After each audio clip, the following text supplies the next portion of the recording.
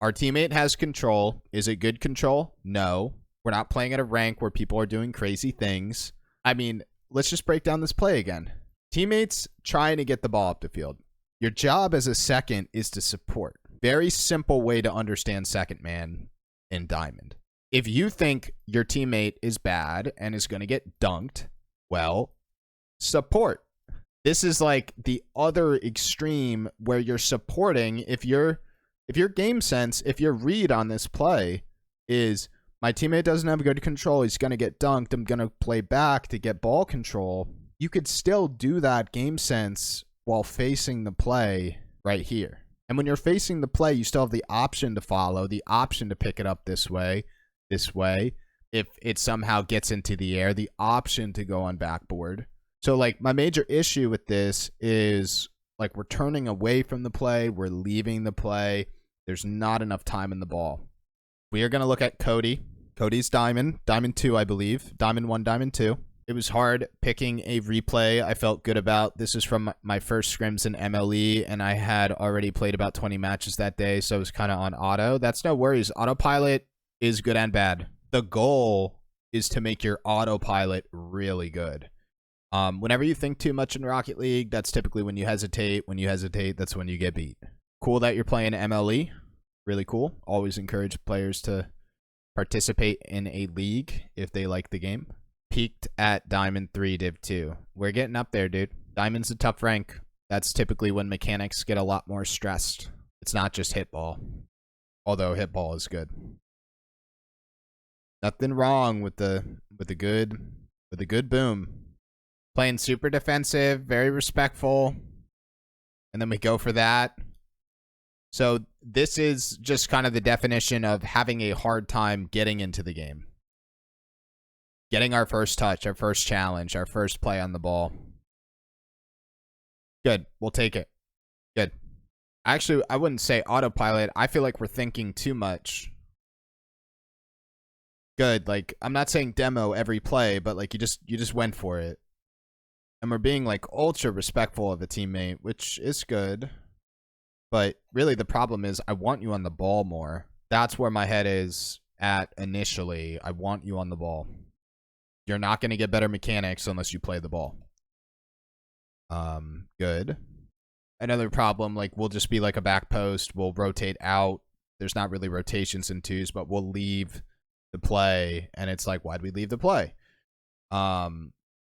Example, okay, we see this. Why are we going this way? Right? Like, so to break down the play, you're going this way because you want to play a back post and you're looping, right? Or you're going this way, and if you have the time, get this and play a back post. I understand why you're turning away, but you could also continue creeping. And that feels awkward, right? Like, what if the ball goes here and you have to make a quick dive, or the ball goes here and you have to go on backboard?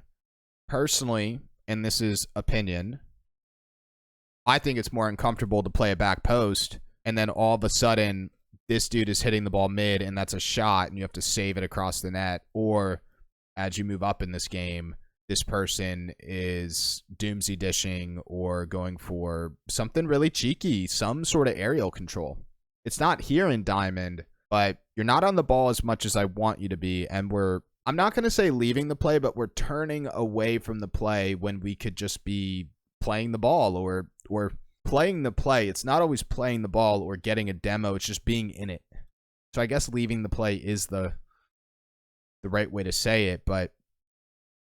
And it's like, yes, you played back post, you played a save. This was good. All the stuff you're doing is good, but I want us to be like really good. And we stay in the play. So this is better. I don't know if I'm going to go down this route, so bear with me. But okay, in previous plays, you would have rotated. I honestly could see rotating all the way back here and playing super deep and giving your teammate tons of space, which is an option. It's good. I like that we turned. I'm going to be really mean to you today, Cody. I hope you don't find it mean. But I was asked the question, what are you positioning for? Why are you driving that way? That's a big question that's entering my head when I'm watching this. Like, why are we... Our teammate has control. Is it good control? No. We're not playing at a rank where people are doing crazy things. I mean, let's just break down this play again. Teammates trying to get the ball up the field. Your job as a second is to support. Very simple way to understand second man in Diamond. If you think your teammate is bad and is going to get dunked, well, support. This is like the other extreme where you're supporting. If your game sense, if your read on this play is my teammate doesn't have good control, he's going to get dunked, I'm going to play back to get ball control, you could still do that game sense while facing the play right here. And when you're facing the play, you still have the option to follow, the option to pick it up this way. If it somehow gets into the air, the option to go on backboard. So like my major issue with this is like we're turning away from the play, we're leaving the play. There's not enough time in the ball. You mentioned autopilot. I know you're a little bit more of a defensive player. I am pulling you out of your comfort zone, but that's why you submit here. You want to improve. I said it before, you will not get better mechanics. You will not get better game sense if you play back. And you see how this works out, and he misses, and he misses, and I mean, that's a, right, like pretty, you know, interesting play, but you see how like, okay, we turned away from the play, we rotated back here, and now you get your free touch. If that was your read on the play, same thing, just face the play right here. I might have to go down this route because it's happened a lot. Good. Yeah, there's no easy way to put it, Cody, because this is good. We're supporting a teammate. Good. And you see how we kind of like, we turn that way? Like, so we misread the ball and it's really behind. And if you're behind them, like if we turn this way, maybe you could pick it up for sidewall, or maybe fake back, get corner, or maybe just fake back, play back post, and this dude gets his corner and control. So like we misread that. There's no easy way to get better. How do you get better at supporting a teammate and being in the play? You have to be in the play. Like, I know it's hard to read those situations, but I'd rather see that than this, where you're not in the play. Remember what I said. If your game sense is that your teammate's going to lose ball control and get dunked, face the play right here so that you could pick up this option, that option, backboard option. Just be in the play. That's the only way to get better. It doesn't mean ball chase. It doesn't mean chase demos. It's definitely a comfort zone where it is easier to space out. And you see these little turns, you'll get better. There's no, I mean, there is tricks. Okay, there's tricks to keep momentum and with spacing and positioning to avoid this, but really it's a reading thing. You see how you're left, right, delayed, and then like we somehow win that 50. Number one, you're not going to be scoring goals like that as we move up. You know that. But just do it. For now, the only way to get better at reading second man is to just be in the play and be a second man. So that was a good example. Like, I want that. I'm trying to give you these POVs to see. I'm going to see if there's anything causing us to leave the play. I purely think it's a comfort zone, meaning it's easier to play back, harder to play close. And there's awareness 100% attached to this as well. I think attached to the reading, attached to this play, where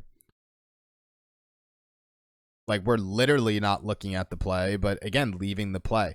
So you're gonna, I don't think you'll hate me, but my eventual goal for you is to learn how to play close to teammates, like that first and you're a second right here, or there's a first and you're a second right here. Playing close, that's like up the field goal.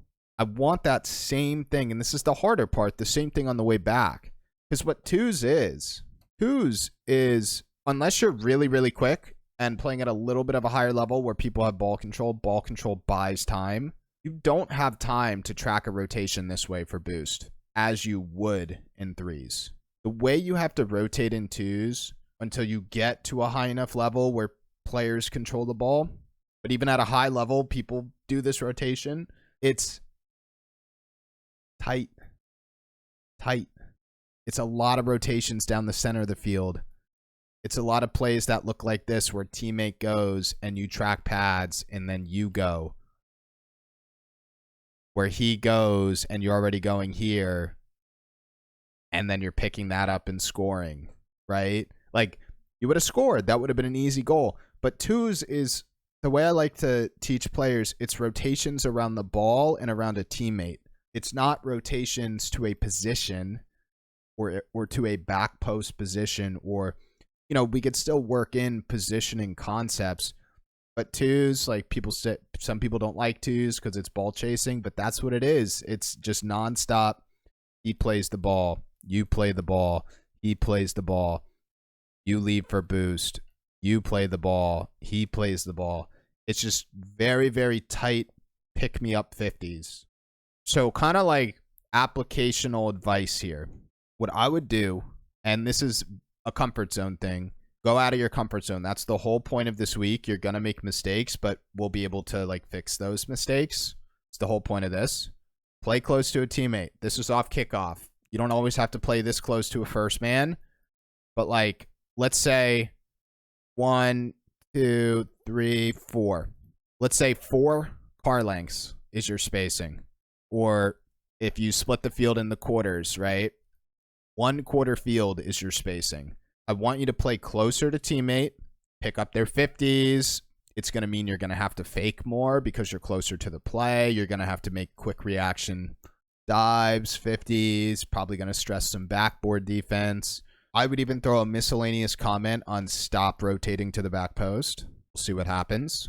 And then in terms of rotations down back to defense, get this kind of image. First man brings the ball up the field.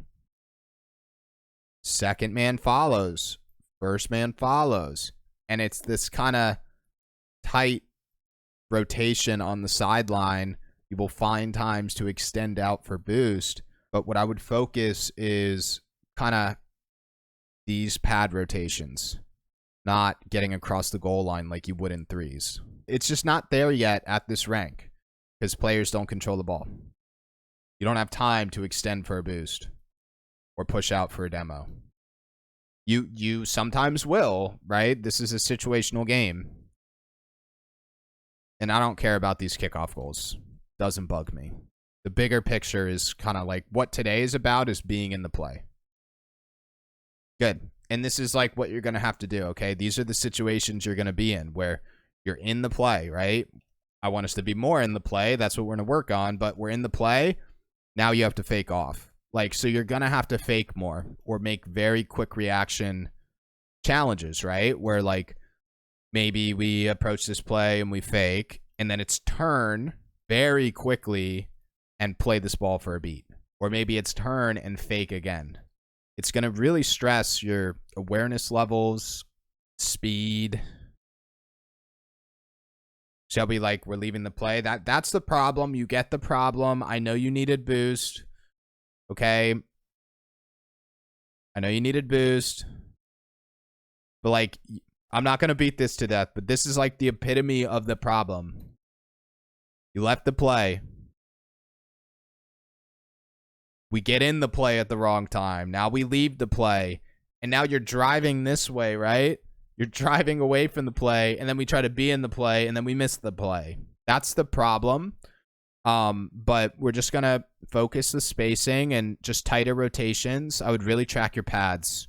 Because a lot of these times you leave the play, you're leaving for boost. So maybe the pad rotations not only help with spacing, positioning, but also boost management.